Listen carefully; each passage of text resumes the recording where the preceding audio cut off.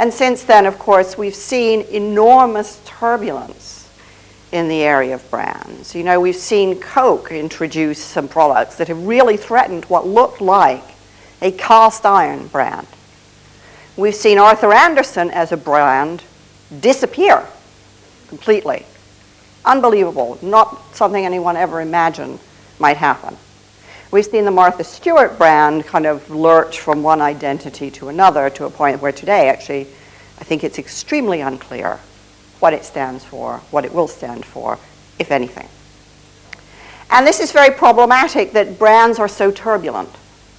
Because one of the things that I took away from my Vertigo brand discussions is that part of what brands appear to contain, or to offer, or to promise, is some kind of permanence.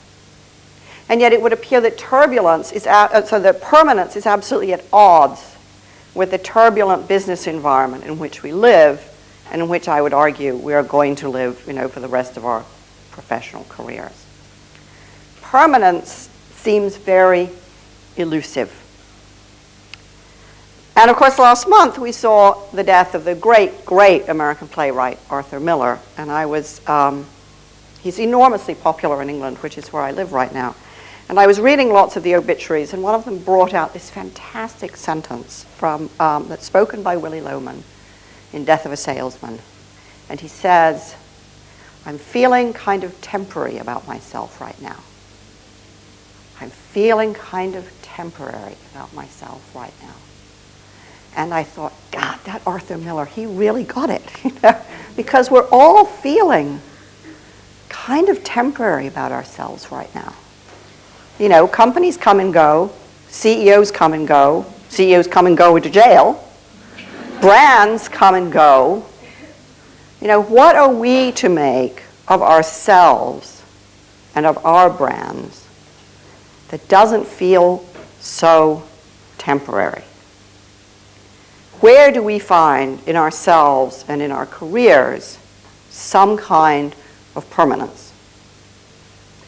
And hearkening back to my Vertigo brand discussions, I'd say, well, actually, you know, it all has to do with values.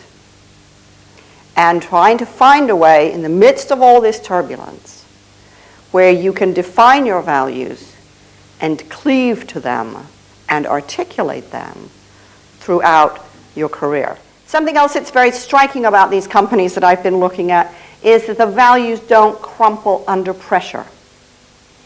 Somewhere, somebody's going to write a great book about what, you know, the corporate response to 9/11, and it'll be a very interesting story. I'll just tell you two.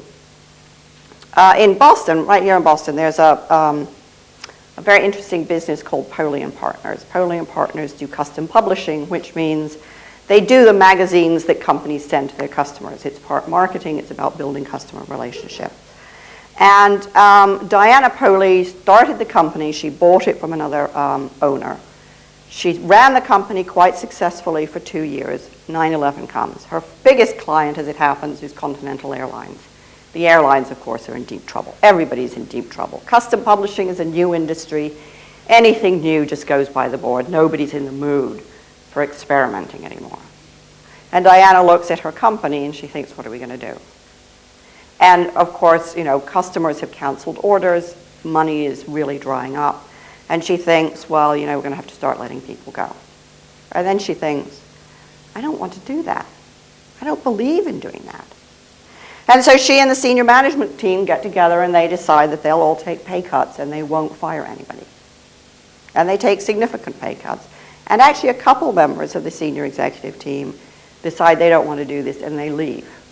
So this isn't unanimous, but Diana, as the owner, is absolutely adamant about it.